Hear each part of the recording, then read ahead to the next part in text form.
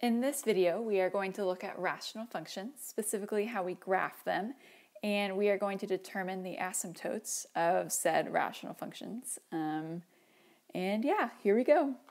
When we're graphing rational functions, the very first thing we want to determine is the vertical asymptotes of the function. So the vertical asymptotes come from the zeros of the denominator. So here I have a function listed here. It's already factored for us. And if we want to determine where the vertical asymptotes are, we're just going to look at the denominator. Okay, so we see x plus 5 is in the denominator. So if we want to solve for the equation, we would simply set this equal to 0, and we would say that our vertical asymptote is x equals -5. Our second step is to determine the horizontal asymptote or the slant asymptote. So it's important to remember in this step that you cannot have both. If you have a horizontal asymptote, you do not have a slant, and vice versa. If you have a slant asymptote, you do not have a horizontal. So the way we look at determining these types of asymptotes is by comparing the degree of the numerator to the degree of the denominator. So we have some rules here that we're going to look at, and while we're comparing degree, that is going to tell us what type of horizontal asymptote we have. So for this first one, we have when the top degree is less than the bottom degree. So if we had a function f of x equals x squared plus something, divided by x cubed plus something else, because the degree 2 here is less than 3, we see that our horizontal asymptote is going to be y equals 0. Now I could give you a proof using limits, but I know that you do not like that, so just trust me here, and that when the degree in the top is less than the degree at the bottom, we say that our horizontal asymptote is y equals 0. Now if our degree of the top is equal to the degree of the bottom, so if I had 2x squared plus something divided by 3x squared plus something like that, so in this case, the degree 2 is equal on the top and the bottom, I'm going to take a ratio of my coefficients here. So I'm looking at this 2 divided by this 3, and my horizontal asymptote is going to be 2/3. So y equals 2/3. So if the degree equals the degree, if the degree of the top equals the degree of the bottom, we take a ratio. Next, if the degree of the top is greater than the degree of the bottom, so if I had f of x equals x to the 4th plus some other parts of the polynomial divided by x squared, because 4 is greater than 2, okay, and it's since it is greater than 2, I say that there is no horizontal asymptote, okay, so if degree of the top is greater than degree of the bottom, then there is none. Okay, now here we need to be careful that if the degree of the top equals the degree of the bottom plus 1 and only plus 1, so it's only 1 greater. So our example here, f of x equals x to the 4th divided by x cubed. So the top degree is 4, the bottom degree is 3. So because it's exactly 1 greater than the bottom, I have a slant asymptote. So I don't have a horizontal, this time I'm going to have a slant. Okay, and the way I determine the equation of the slant asymptote is actually through long division. Okay, so it's coming back, and we're going to determine that equation by taking x to the 4th, our top polynomial, divided by our bottom polynomial. Our third and final step before graphing the rational function is to determine its intercepts. So remember, we have two types of intercepts in a graph. We have the x-intercepts, where the graph crosses the x-axis, and the y-intercepts, where the graph crosses the y-axis. So if we want to determine the x-intercepts, we're going to look at the zeros of the numerator. Okay, so remember, x-intercepts are found by setting y, or f of x, equal to 0. So if I were to do that, the only piece of the function that I'm looking at is actually this top piece. So when I set that equal to 0, I get my zeros are going to occur at x equals 5 and x equals -2. So I would write that as 2 points. I would say my graph is going to cross at 5, 0 and at -2, 0. So those are my x-intercepts. My y-intercepts are the places where the graph crosses the y-axis, and they are found by setting x equal to 0 and solving for f of x, or solving for y.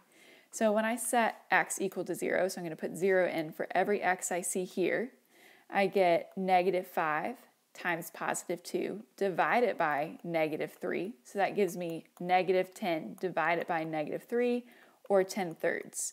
So I would write my y-intercept in point form like this. So my graph is crossing at 0, 10/3. So let's put all of this information together and look at this rational function here, f of x equals x squared minus 4 divided by 5x squared minus 5, and come up with a graph of this equation.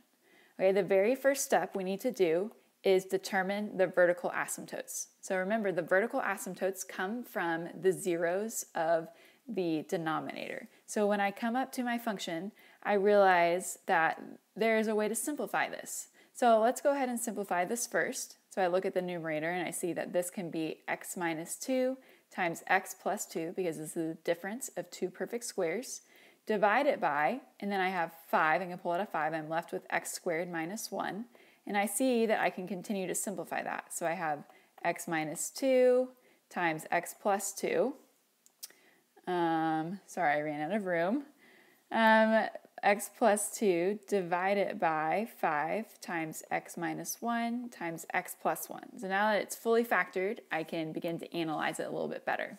So my vertical asymptotes are found from the zeros of the denominator. So they are going to be x equals 1 and x equals negative 1. So these are the lines on the graph that my function is getting infinitely close to, but never going to cross. So we are going to denote this in our graph using a dotted line. The second thing we want to determine is the horizontal or slant asymptotes. So remember, we can't have both, so we need to determine which one, if either, that we have. So we determine these by looking at the degree of the numerator and comparing it to the degree of the denominator. So if we look here, the highest degree term in the top equation is 2. The highest degree term in the bottom equation is 2 as well. So because both degrees are the same, we are going to take a ratio of the coefficients. So the coefficient in the top term is 1, coefficient on the bottom term is 5. So we're going to have a horizontal asymptote at y equals 1/5. Next, we want to determine intercepts. So we need to look at both x and y. So x intercepts come from the zeros of the numerator. So my x-intercepts are going to be 2 from this one, negative 2 from that one. So I can write it as a point, 2, 0, and negative 2, 0. So my graph is crossing at these points.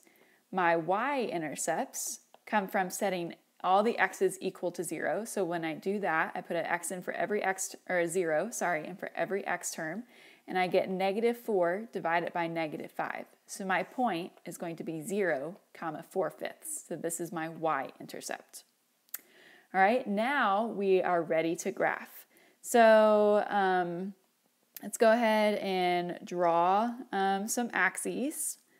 All right, so we have this over here. Okay, we know that x equals 1 is a vertical asymptote, so we can draw it as a dotted line like this. Make sure you're labeling as you go. Then we're going to draw x equals negative 1. And our horizontal asymptote is going to be at y equals 1/5. Okay, so we've drawn our asymptotes. Now let's draw our intercepts. So we have x-intercept at negative 2, 0 and at 2, 0. And we have a y-intercept at 0, 4/5. So we can draw that something like right there. Okay, now we need to draw in our branches. So each part of the graph, because we have these asymptotes, it's not going to be continuous. So we have different branches that are going to occur in our graph here. And the way we determine how many branches or how many mini graphs, if you want to count each part of the graph we have, is by looking at the vertical asymptotes. So here we have 2 vertical asymptotes. So that means we are going to have 3 branches. So you always do one more branch than asymptote, okay? Because you need to have a graph coming on either side of the asymptote. All right, so one asymptote means 2. Okay, so let's go ahead and draw in our guess. So we know here that the function is getting infinitely close to this line and it crosses through this point. Okay, so a guess for this one right here would be a line going through the point -2, 0 and getting infinitely close to both this asymptote and this asymptote.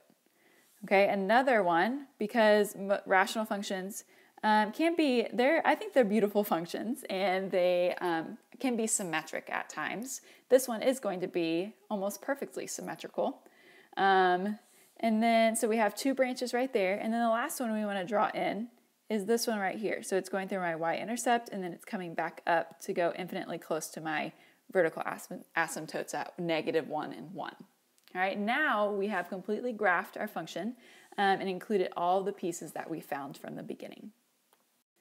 At this point, you may be wondering how I determined where those branches came from. And I did it just by looking at it and by realizing that this graph is going to be pretty symmetrical. And I know that I have to cross here and I have to cross here and at my y-intercept, so I was able to draw in my functions relatively easily. Some functions may not be so easy to find. So one thing you have to do is test points. If you want an accurate graph, you need to do test points. So here, if I want to look in this interval right here and determine which way my graph is going, right? I said it was going down like this, but why can't it go up over here? So the way we do that is by looking at test points. So let's test a point. We know that -3 is going to be in this interval. So let's test -3. If I plug -3 into my function, I'm going to get 9 minus 4 divided by 5 times 9, which is 45 minus 5. So I get 5 divided by 40. So -4 is going to put me up here. So I've drawn a good branch. I could test other points within the intervals, and I can choose my intervals the way I want them and just do a bunch of test points in order to get the most accurate graph. Let's look at one more example together. So I have this function, f of x equals 6 divided by x plus 3. And again, I want to go through all of the different pieces in order to fully graph my function. So the very first thing I need to look at are the vertical asymptotes. So the vertical asymptotes are found by looking at the zeros of the denominator. So if I set my denominator equal to 0, I get x plus 3 equals 0. And when I solve for x, I get x equals -3. So this is the equation of my vertical asymptote. The second thing I want to look at is whether or not I have a horizontal or slant asymptote. Okay, again, remember, if you have a horizontal, you cannot have a slant. And if you have a slant, you cannot have a horizontal. Okay, so you can't have both.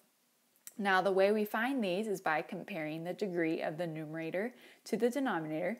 In this case, we see that the numerator has no x term. Or you can think of this as x to the 0, right? Because anything to the 0 power is 1. So we have a degree term of 0 in the top and a term in the bottom of 1. So because the top is less than the bottom, we say that our horizontal asymptote is y equals 0. Finally, we want to look at the intercepts we have. So first, let's look at x-intercepts. So x-intercepts are found from the zeros of the numerator, okay? But we have no x's in the numerator, because if I set 0 equal to 6, right, that's not a true statement. So I have no x-intercepts, meaning my graph never touches the x-axis. I can also look at the y-intercepts. Where does my graph touch the y or cross the y-axis? And that is found by plugging in 0 for x. So when I do that, I get 6 divided by 3 or 2. So my y-intercept is going to be 0, 2. All right, now we have all the pieces, so let's graph them. So I have my axis here. My x-intercept occurs at x equals -3. I have a horizontal asymptote along the x-axis at y equals 0. I have no x-intercepts, meaning it never crosses the x-axis, and I have a y-intercept at 0, 2. All right, so looking at this graph, I know I'm going to have 2 branches because I only have 1 vertical asymptote. So to determine the number of branches, remember I do vertical asymptotes plus 1 equals number of branches. So I have one vertical asymptote, so I have 2 branches in this graph. All right, so I know that I can't cross the x-axis because I don't have any x-intercepts. So I'm going to put this graph right here. Okay, again, you may be asking, how did I know to put it there and not up here? Well, we can use test points. So let's go ahead and do some test points in order to figure out why I can actually do that. So ignore this piece up here, right? We're just looking at the blue line. So let's choose a test point.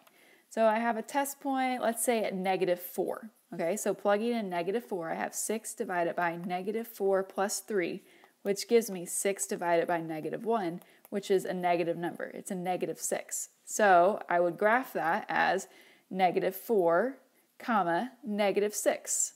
So this graph is not necessarily very accurate, but it is indeed below the x-axis, so that's why I can include it there. So -4, right, may be more like right here where -6 is there. So because it's below the x-axis, I know that this branch is indeed correct. All right, now the other branch is going to occur here because it has to cross through that y-intercept and it can never cross the x-axis, so I know that is where the branch is. Again, I can look at test points. I could test 1 and see if I get a positive number because that would mean that my branch is above the x-axis. But by looking at it, I know that this is the only place that it can happen. So this is the graph for my rational function. In the next video, we will explore slant asymptotes.